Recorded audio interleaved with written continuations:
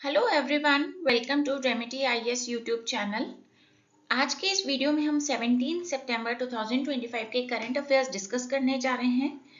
ये current affairs आपके लिए बहुत ही इंपॉर्टेंट है अगर आप यूपीएससी सिविल सर्विसेज के लिए प्रिपेयर कर रहे हैं या फिर आप अदर गवर्नमेंट एग्जाम्स के लिए भी प्रिपेयर कर रहे हैं, तो भी ये वीडियो आपके लिए बहुत ही बेनिफिशियल है। इसलिए मैं चाहूंगी कि इस वीडियो को आप एंड तक देखें। मैं हूँ कोमल खत्री, मुझे 7 इयर्स का टोटल एक्सपीरियंस है। सबसे पहले मैं चाहूंगी कि अगर आपने अभी तक हमारे चैनल को सब्सक्राइब नहीं किया तो प्लीज पहले चैनल को सब्सक्राइब कर लें, जिससे कि हर एक वीडियो का लेटेस्ट नोटिफिकेशन आप तक पहुंच जाए।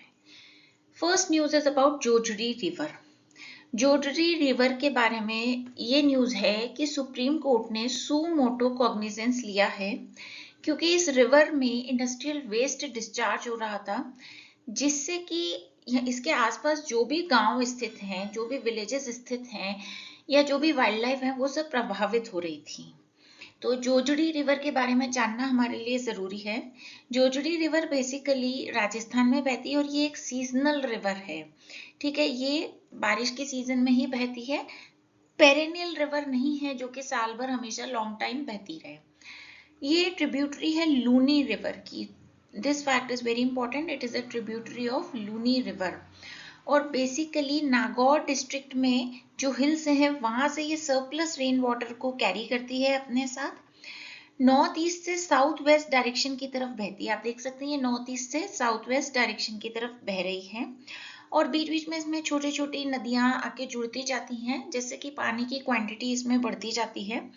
और ये जोधपुर डिस्ट्रिक्ट के पास में, जोधपुर डिस्ट्रिक्ट में लूनी रिवर में जाके कन्वर्ज हो जाती है। यहाँ पे सू मोटो कॉग्निजेंस के बारे में भी जानना जरूरी है। सू मोटो कॉग्निजेंस का मतलब क्या होता है कि गवर्नमेंट की कोई भी एजेंसी या कोर्ट या कोई सेंट्रल अथॉरिटी एक एक्शन ले किसी के कंप्लेंट पे नहीं, बट अपने ही एप्रीहेंशन पे। एक तो होता है कि किसी ने जैसे पब्लिक इंटरेस्ट लिटिगेशन लगाई सुप्रीम कोर्ट में, फिर कुछ हो रहा है, और यहाँ पे सू मोटो कॉग्निजेंस में क्या होता है कि द अथॉरिटी और कोर्ट और government agency takes action on their own apprehension. ये चीज आपको ध्यान रखनी है। सुमोटो कॉग्निजेंस किस बेसिस पे लिया जाता है कि जैसे सुप्रीम कोर्ट ने लिया तो उनके पास या तो मीडिया या किसी थर्ड पार्टी के थ्रू कोई ऐसी इंफॉर्मेशन पहुंची जिसमें कि वायलेशन ऑफ राइट्स के बारे में पता चल रहा है या ब्रीच ऑफ ड्यूटी के बारे में पता चल रहा है, या तो किसी के अधिकारों का वायलेशन हो रहा है, किसी के अधिकार छिन रहे हैं, या फिर कोई अपनी ड्यूटी तरीके से नहीं कर रहा, ढंग से नहीं कर रहा, तो इन केसेस में सुप्रीम कोर्ट सू मोटो कॉग्निजेंस ले सकती है। ये बेसिकली जुडिशियल एक्टिविज्म को दर्शाता है। यहाँ पे ये जानना भी जरूरी है कि सुप्रीम कोर्ट को सू मोटो कॉग्निजेंस की power article 131 of Indian constitution से मिलती है, जिसमें ये बताया गया है कि सुप्रीम कोर्ट डायरेक्टली भी इस तरह के केसेस उठा सकता है जहां पे कि वायलेशन ऑफ राइट्स हो रहा हो या ब्रीच ऑफ ड्यूटी हो रही हो। और जरूरी नहीं है कि सुप्रीम कोर्ट कहे कि आप पहले लोअर कोर्ट जाइए फिर वहां के जजमेंट को रिव्यू करें। Supreme Court can intervene directly. Next news is about Carlsberg Ridge. India ने recently international seabed authority के साथ एक कॉन्ट्रैक्ट साइन किया है to explore polymetallic sulphur nodules in Carlsberg Ridge. यहाँ पे कैल्सबर्ग रिज के बारे में पढ़ना इंपॉर्टेंट है हमारे एग्जाम के लिए। कैल्सबर्ग रिज बेसिकली एक मिड ओशियानिक रिज है। मिड ओशियानिक रिज थोड़ा सा समझते हैं। यहाँ पे मिड ओशियानिक रिज क्या होती है बेसिकली कि किसी भी लार्ज वाटर बॉडी जैसे सी है या ओशियन है, वहां पे अगर डाइवर्जेंट प्लेट बाउंड्रीज हैं तो उस जगह पे कुछ हिल्स का फॉर्मेशन होता है, तो उसी पर्टिकुलर रीजन को रिज कहा जाता है, मिड ओशियानिक रिज कहा जाता है। तो कैल्सबर्ग रिज पे वापस आते हैं। ये एक मिड ओशियानिक रिज है और कहाँ पे लोकेटेड है? वेस्टर्न इंडियन ओशन में। ये आप देख सकते हैं इंडियन ओशियन है, यहाँ के वेस्टर्न पार्ट में लोकेटेड है, in the north west to the Gulf of Aden. यहाँ पे आपको गल्फ ऑफ एडन देखने को मिल जाएगा। इसके नॉर्थ वेस्ट साइड में कैल्सबर्ग रिज सिचुएटेड है। It extends from triple junction of three plates, three tectonic plates, that is African, Indian and Australian tectonic plates. और सोमाली प्लेट और इंडियन प्लेट के बीच में ये एक बाउंड्री को मार्क करती है। और साथ ही साथ ये भी आपको ध्यान रखना है कि अरेबियन सी को ये सोमाली बेसिन से सेपरेट करने का काम करती है। Next news is about red coral cookery snake. Recently ये स्नेक पीलीभीत टाइगर रिजर्व में पाया गया और यहाँ पे ये लास्ट टाइम 1936 में पाया गया था। ये बेसिकली एक नॉन वेनमस स्नेक स्पीशीज है, यानी कि जहरीला नहीं होता है। ये नॉक्टर्नल होता है, यानी कि रात में ज्यादा एक्टिव रहने वाला और दिन में कम एक्टिव रहने वाला होता है। साथ ही साथ ये फोसोरियल स्पीशीज भी कहलाता है। फोसोरियल स्पीशीज वो होती हैं जो बोरोइंग का काम करती हैं, जैसे कि रैबिट या स्क्विरल्स। और इसके जो टीथ होते हैं वो नेपालियन नाइफ कुकरी जैसे होते हैं, इसीलिए इसका नाम भी इसी पे पड़ा है। कर्व्ड शेप के होते हैं इसके टीथ। इसकी पूरी बॉडी यूनिफॉर्म होती है, रेड कलर की, कोरल रेड कलर की हम कह सकते हैं। और इसकी जो अंडर साइड है वहां पे कुछ कुछ येलो और पिंक कलर पाया जाता है। इसका जो हेड है वो बहुत ही शॉर्ट है और इसका जो स्नाउट होता है वो पॉइंटेड होता है। ये हिमालयन फुटहिल्स के लोलैंड्स में जनरली पाया जाता है, जैसे उत्तराखंड, नेपाल, उत्तर प्रदेश के नदर्न पार्ट्स में, या फिर बिहार, वेस्ट बंगाल और सिक्किम, असम साइड में ये पाया जाता है। इसका IUCN रेड लिस्ट स्टेटस है लीस्ट कंसर्न और ये वाइल्ड लाइफ प्रोटेक्शन एक्ट 1972 के शेड्यूल 4 में पाया जाता है।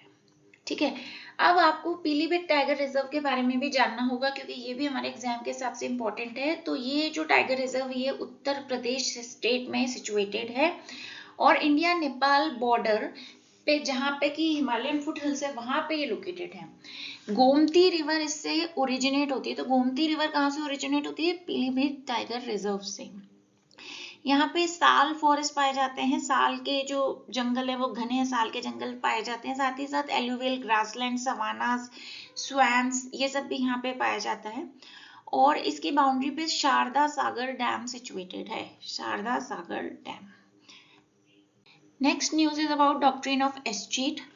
डॉक्ट्रिन ऑफ एस्चीट कहता है कि कोई भी प्रॉपर्टी ओनरशिप के बिना नहीं रहनी चाहिए। No property is left without ownership. इसका क्या मतलब है कि ओनर को अगर कुछ हो जाता है या उनकी विल नहीं है, लीगल हेयर नहीं है, तो फिर वो प्रॉपर्टी कहाँ चली जाएगी? स्टेट के पास चली जाएगी। तो ये बेसिकली लीगल प्रोसेस है जिससे कि जो अनक्लेम्ड एसेट्स हैं, जिस पे कोई भी जना क्लेम नहीं कर रहा है या उनका कोई अथॉरिटी नहीं है, उनका कोई हेयर नहीं है, वो स्टेट के पास जाएंगे जिससे कि सोशल इंटरेस्ट प्रोटेक्ट हो सके और ऑर्डर मेंटेन रह सके within legal framework. Basically दो सिचुएशंस में यूज होती है mainly. When a person dies without a will और विदाउट हेयर्स, अगर किसी इंसान की मृत्यु हो जाती है और उसका कोई वारिस नहीं है और कोई विल भी नहीं है। या फिर when property remains unclaimed or abandoned for a specific period, यानी कि एक निश्चित समय के लिए अगर वो प्रॉपर्टी अबैंडन रह जाती है, उसका कोई भी ओनर नहीं आ रहा है, कोई भी उसको क्लेम करने नहीं आ रहा है, तो इन दोनों ही केसेस में डॉक्ट्रिन ऑफ एस्चीट का यूज होता है। Next news is about polypropylene. तो रिसेंटली हमारे देश के प्रधानमंत्री ने एक पॉलीप्रोपाइलीन प्लांट की नींव रखी है। कहाँ रखी है? नुमालीगढ़ रिफाइनरी, जो कि गोलाघाट असम में है। यहाँ हमारे लिए पॉलीप्रोपाइलीन के बारे में जानना बहुत जरूरी हो जाता है। ये एक थर्मोप्लास्टिक पॉलीमर है जो कि पॉलीपाइलीन के पॉलीमराइजेशन से बनाया जाता है और ये एक सिंथेटिक रेजिन भी है। ये बहुत ही लो वेट एंड लो डेंसिटी का प्लास्टिक है, लेकिन इसकी फ्लेक्सिबिलिटी बहुत हाई होती है। तो ये चीज आपको ध्यान रखनी है। इसकी इंसुलेशन प्रॉपर्टीज बहुत अच्छी हैं, जिसके कारण से ये इलेक्ट्रिकल गुड्स में भी यूज होता है। और ये जो पैकेजिंग प्रोडक्ट्स होते हैं, जैसे क्लीनिंग प्रोडक्ट्स होते हैं, उनकी जो पैकेजिंग होती है, पैकेजिंग बनाने में भी बहुत यूज होता है, क्योंकि ये केमिकल कोरोजन के लिए बहुत ही हाईली रेजिस्टेंट है। तो हम कह सकते हैं कि इसके केमिकल और बायोलॉजिकल रेजिस्टेंट प्रॉपर्टीज बहुत अच्छी होती हैं और इसी वजह से मेडिकल इंडस्ट्री में भी बहुत यूज होता है। Next news is about Lake Natron. Recently क्या हुआ है कि लेक नाट्रन में तंजानिया गवर्नमेंट ने एक प्रोजेक्ट को हॉल्ट किया है, जो कि सोडा ऐश माइनिंग प्रोजेक्ट था। बहुत ही लंबे समय से प्लान प्रोजेक्ट था, तो उसको भी रोक दिया है। लेक नाट्रन के बारे में जानते हैं। इसकी लोकेशन आप अपनी एटलिस्ट में मार्क कर दीजिएगा, बहुत ही इंपॉर्टेंट है आपके लिए। ये एक सॉल्ट वाटर लेक है जो कि तंजानिया और केनिया के बॉर्डर पे सिचुएटेड है। इसे as a Ramsar site of international importance designate किया गया था इन 2001। और ये बेसिकली कौन सी नदी से बना है? तो ये इवासो न्यूरो रिवर इसको फीड करती है। यहाँ पे आपको ये भी ध्यान रखना है कि इस लेक का एक बहुत ही इंपॉर्टेंट फीचर है, वो है रेड कलरेशन। ये रेड कलर का पानी इसका टर्न हो जाता है। और यहाँ पे जो लेसर फ्लेमिंगोज हैं वो बहुत ही ज्यादा मात्रा में पाए जाते हैं। पूरे अफ्रीका में लेसर फ्लेमिंगोज का ये केवल एक ही रिलायबल ब्रीडिंग ग्राउंड है। Next news is about Dongsha islands. Recently यहाँ पे कुछ चाइनीज कोस्ट गार्ड शिप को रिपेल करने के लिए ताइवान ने अपने कोस्ट गार्ड वेसल्स भेजे थे, तो इसलिए लोकेशन इंपॉर्टेंट हो जाती है, आप एटलीस्ट में मार्क कीजिएगा। इन्हें कॉमनली प्रेटिस आइलैंड्स भी कहा जाता है। ये साउथ चाइना सी के नदर्न पार्ट में सिचुएटेड हैं और ताइवान इन्हें गवर्न करता है। ये जो ग्रुप ऑफ आइलैंड्स है ये सर्कुलर शेप में है और ये कोरल रीफ से बने हैं। Next news is about Eustoma. Recently national botanical research institute ने ओडिशा में यूस्टोमा को कल्टीवेट कर लिया है। ये बेसिकली एक पेरेनियल प्लांट है, यानी कि साल भर चलने वाला, बहुत लंबे टाइम तक चलने वाला प्लांट है, ना कि सीजनल प्लांट्स होते हैं जैसे आपकी 2 महीना 3 महीना सर्दी में आके फिर वो खत्म हो जाते हैं। तो ये एक पेरेनियल प्लांट है और हर्बेशियस ऑर्नामेंटल प्लांट है। ये मेनली ये नॉर्थ अमेरिका के ग्रासलैंड्स में पाया जाता है और ये नेटिव है Mexico, southern USA, Caribbean countries और साउथ अमेरिका के नदर्न रीजन में भी ये पाया जाता है। ठीक है, तो ये जो एरिया है, रीजन है पर्टिकुलरली, वहां पे ये पाया जाता है। वार्म क्लाइमेट्स में ही पाया जाता है, वार्म क्लाइमेट्स में जहाँ पे बहुत ज्यादा ग्रासलैंड्स वगैरह हैं। और ये कैसी मिट्टी में उगाया जाता है, तो well drained moisture retentive soil. Well drained soil होनी चाहिए कि पानी रुके नहीं लेकिन मॉइस्चर उसमें बना रहे, तो ये आपको जरूर ध्यान रखना है। या फिर गार्डन कॉम्पोस्ट या well rotted manure. Well rotted manure का मतलब क्या है, ऐसी खाद जो अच्छे से सड़ चुकी है, उसमें इसको उगाया जा सकता है। नेशनल बोटेनिकल रिसर्च इंस्टीट्यूट के बारे में जानते हैं। ये बेसिकली क्या है, council of scientific and industrial research, CSIR का ही एक कॉन्स्टिट्यूएंट रिसर्च इंस्टीट्यूट हम कह सकते हैं, उसी का ये एक पार्ट है और ये लखनऊ उत्तर प्रदेश में सिचुएटेड है। ये बेसिकली प्लांट रिसर्च सेंटर है। प्लांट रिसर्च सेंटर, यहाँ पे R&D प्रोग्राम्स कंडक्ट किए जाते हैं प्लांट्स से रिलेटेड हम कह सकते हैं। और ये ऐसी टेक्नोलॉजीज डेवलप करता है कि जिससे न्यू प्लांट्स स्पीशीज के बारे में जाना जा सके या फिर कॉमर्शियल इंपॉर्टेंस के माइक्रोबियल सोर्सेज के बारे में भी जाना जा सके। नेक्स्ट न्यूज इज अबाउट चीता।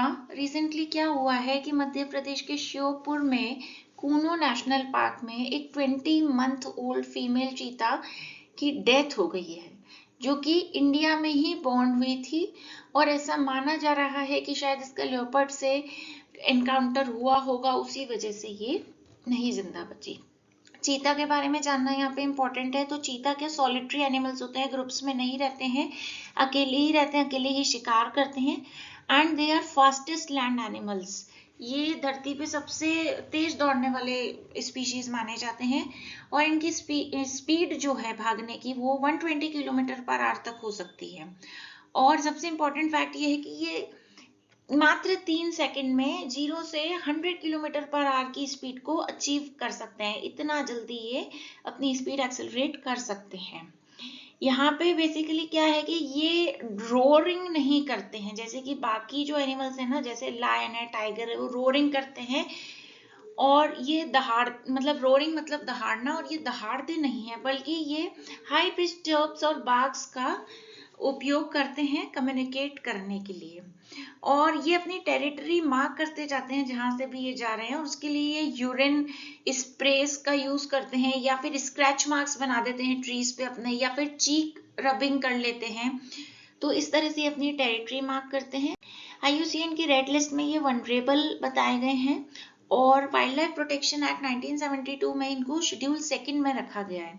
साथ ही साथ साइट्स के भी अपेंडिक्स 1 में इनको इंक्लूड किया गया है।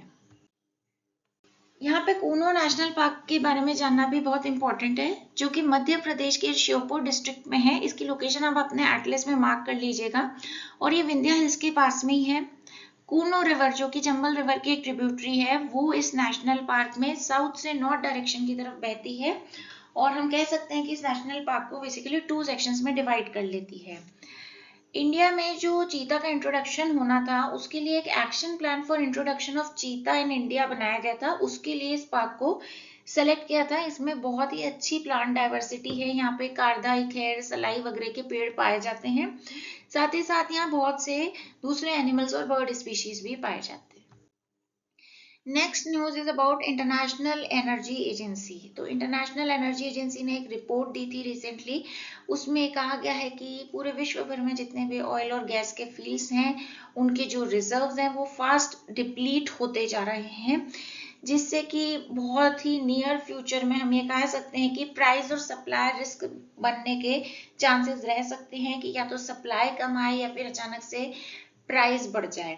और क्योंकि इंडिया एक इंपोर्ट रिलायंट कंट्री है, हमारे जो एनर्जी सोर्सेज हैं वो जनरली हम इंपोर्ट ही करते हैं, बाहर से ही आते हैं, तो हम लोगों के लिए ये एक बहुत ही इंपॉर्टेंट बात हो गई है। और ये रिपोर्ट इस बात पे स्ट्रेस देती है कि जो हमारे सोर्सेज हैं जैसे क्रूड ऑयल वगैरह के या एनर्जी के, तो उनका डाइवर्सिफिकेशन होना चाहिए, डोमेस्टिक एक्सप्लोरेशन होना चाहिए, हम अपने देश में भी एक्सप्लोर करें और उसके क्लीनर ऑल्टरनेटिव्स भी खोजें। ये बेसिकली रिपोर्ट कहती है। अब इंटरनेशनल एनर्जी एजेंसी के बारे में जानते हैं कि ऑटोनॉमस इंटर गवर्नमेंटल ऑर्गेनाइजेशन है, OECD फ्रेमवर्क के अंतर्गत ही। OECD क्या है? Organisation for economic cooperation and development.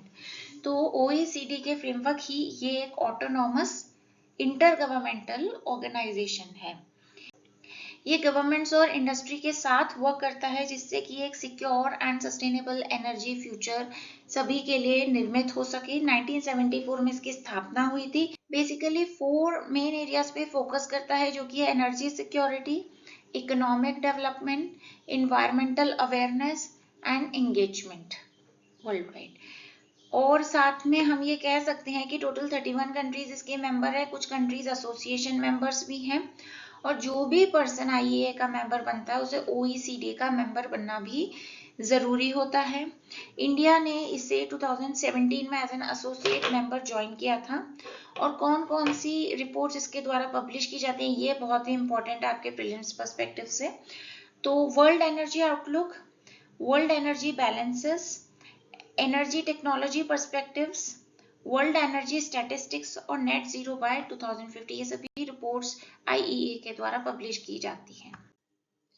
Next news is about opium Poppy. तो रिसेंटली हमारे यूनियन गवर्नमेंट ने एक एनुअल लाइसेंसिंग पॉलिसी अनाउंस की है ओपियम पॉपी कल्टीवेशन के लिए 3 स्टेट्स में, मध्य प्रदेश, राजस्थान एंड गुजरात। ये जो एनुअल लाइसेंसिंग पॉलिसी है, ये बेसिकली क्या करती है? रूल सेट करती है और जो भी किसान अच्छा ओपीएम प्रोडक्शन कर रहे हैं उनको इंसेंटिव्स प्रोवाइड करती है, और जो परफॉर्मेंस स्टैंडर्ड्स को मीट नहीं कर पा रहे हैं उनकी हेल्प करती है, उनको गाइड करती है, रेगुलेट करती है। ओपियम पॉपी बेसिकली एक मेडिसिनल हब है और ओपियम गम का ये प्राइमरी सोर्स होता है। ओपियम गम के बारे में थोड़ा सा जाने तो ओपियम गम में बहुत से एल्केलॉइड्स होते हैं, जैसे मॉर्फिन, कोडीन और थैबीन, जो कि पेन किलर्स का सप्रेसेंट्स में यूज होते हैं।